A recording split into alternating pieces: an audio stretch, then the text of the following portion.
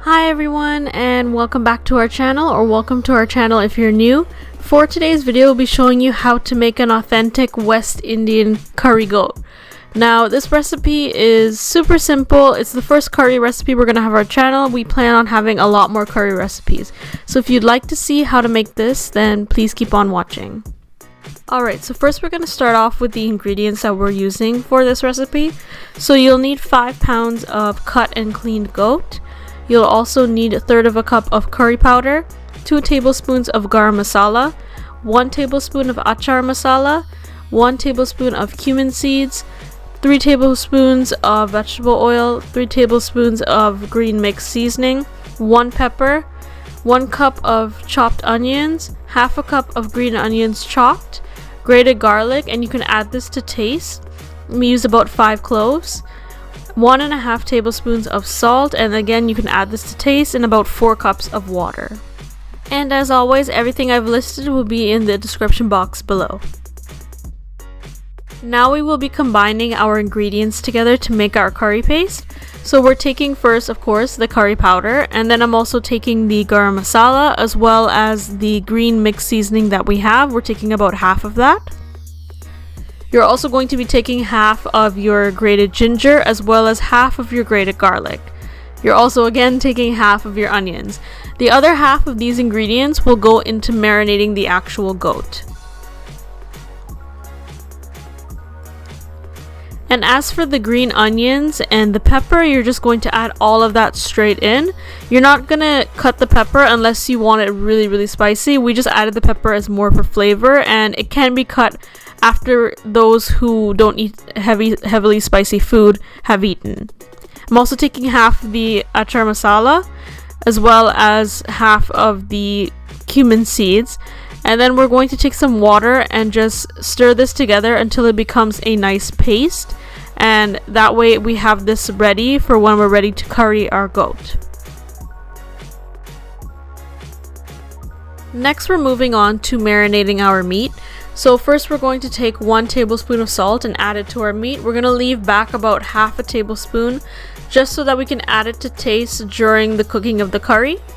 Then we're adding our green mix seasoning from earlier, and then we're adding the rest of our grated ginger, grated garlic, and onions, just so that we have a very nice marinade for this meat. And by all means, you can do this ahead of time. In fact, it's recommended that you do this overnight. This really gives the meat a nice flavorful taste because it's being able to marinate for a couple hours. If you don't have that sort of time, we recommend even an hour is more than enough for the goat to marinate well for cooking a curry. Once this is mixed up well, you're going to set it aside, put some tin foil over it, or you can put a plate or anything over it and let it marinate in its juices. Now we'll begin cooking our curry. So you're just going to add your vegetable oil to a pot, and you're going to put your stove on for medium heat, and you're going to let this heat up for about 5 minutes, give or take, depending on your stove. You're then going to add your curry paste straight in, and you want to be careful with this. It may pitch up a little bit. And what you're going to do with this is that you're going to keep stirring this around and make sure that this settles for about 5 minutes as well, and then you're going to put in your meat. So as you can see here, it's bubbled up really nicely, but you want it to dry a little bit down before you put in the meat. So as you can see, after 5 minutes, give or take, you'll start to see the curry dry up a little bit, kind of fry up, and that's the perfect time to add in your meat. So now we're going to add in our goat meat straight into the pot. And as you can see, my camera started to fog up, sorry about that. So we're just adding this straight in, and then you're going to turn all of this up just to make sure all the curry is mixed in well with the goat. So after turning this up, you'll start to notice that the meat will start to spring some water. And this is normal. It's supposed to spring the water, but you're not going to take it down at all. In fact, springing up the water means that all the residual water from the raw goat is coming out, and you want that to dry down before you start adding any more water to build your curry. So you're just going to cover this down, and as you can see, we left the pepper intact. You're going to cover this down and let this sit for about 5 minutes again, give or take, until the water starts to spring up.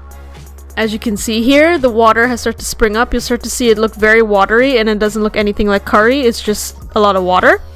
And this is where your meat needs to dry down before you add anything else into it. So now we're just going to cover this and let this sit until all of the water has dried down. You're going to keep checking it once or twice, probably 3 times, until you see that it has dried down. And then you're going to start adding in that hot water. So when your curry has dried down, this is what it should look like. Some of the curry and some of the meat will start to stick to the bottom, and that's exactly where you want it, because then you know that all of the residual water has already dried down. So you're just going to mix this up and make sure you get all of the pieces from underneath the pot, just so that nothing sticks to the bottom when you do add in the rest of the water. So now we're going to add in 4 cups of hot water, and it has to be hot water because we want the meat to really tenderize. Goat is a very tough meat, and adding in some hot water will help tenderize that meat and further finish up the curry. So you're going to add enough water until it covers the curry. For us it was 4 cups, but it can be more or less for you depending on the size of pot and the amount of goat that you're making. And then you're going to let this cook for about 5-10 minutes, and this is what your goat should look like. As you can see, the curry is now thickened. It's not too thick, but it's also not too thin, and it's just the perfect consistency to go with the goat. And as you can see, when we take out a piece of the goat, it comes completely apart with the spoon, so that's how we know that the goat is completed.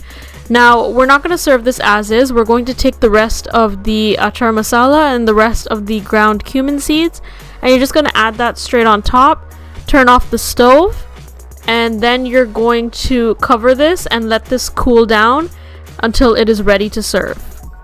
So once your stove and your goat has cooled down, you're just going to take a spoon and mix this together, and you're going to mix the achar masala and the cumin seeds just so that it's nicely mixed together. And that completes today's video and today's recipe. So this is what your goat should look like. It's very delicious, should be falling off the bone, and just a really great recipe for big parties and catering, anything like that.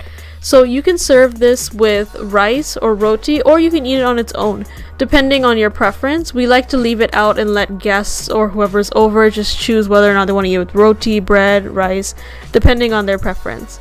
So we have served it here today with some curried potatoes as well as some dal and some roti. So that concludes today's video. I hope you guys enjoyed this video. If you did, be sure to like this video, comment down below what you thought of the video, and don't forget to subscribe to our channel for more videos every single week. I hope you guys have a fantastic week, and thanks for watching.